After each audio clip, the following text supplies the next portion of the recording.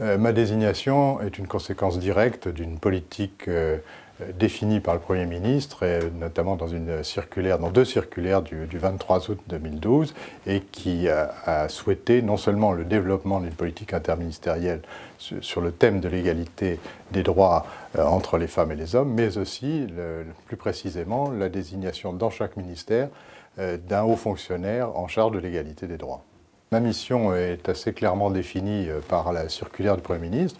J'ai une tâche d'animation, de coordination de tout ce qui tourne autour de l'égalité des droits entre les femmes et les hommes dans ce ministère, c'est-à-dire une action de coordination entre les directions, par exemple, une action aussi d'incitation à l'égard de tel ou tel service du ministère.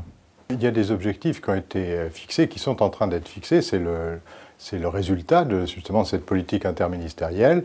Les objectifs ont été concertés au sein d'un récent comité interministériel, et chaque ministère a apporté sa contribution en précisant quels pouvaient être dans sa propre maison des objectifs spécifiques en matière, je sais pas, de formation, en matière de déroulement de carrière, en matière de conditions de travail. Les objectifs particuliers pour le ministère de la Justice résultent, après ce comité interministériel, d'une feuille de route qui a été dressée et qui va donner lieu, de ma part, à des réunions en interne pour coordonner les actions de tous les services dans la direction fixée par cette feuille de route et avalisée donc par définition par notre ministère. Actuellement, en ce qui concerne le déroulement de carrière des magistrats, on a besoin d'une analyse un peu fine. Il ne suffit pas de faire un décompte global en disant, en constatant par exemple qu'il y a plus de femmes que d'hommes aujourd'hui et qu'il y aura de plus en plus de femmes dans la magistrature dans les années qui viennent.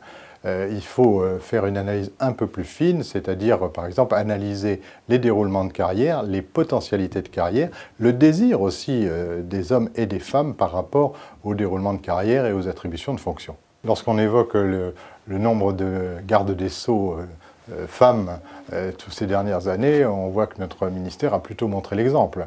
Maintenant, pour aller au fond des choses, nous avons tout un travail de fond à réaliser en ce qui concerne le sort des femmes dans tous les emplois des directions du ministère de la Justice, et notamment nous intéresser à leurs conditions de travail. La parité dans les postes à responsabilité est vraiment un objectif qui est de plus en plus proche.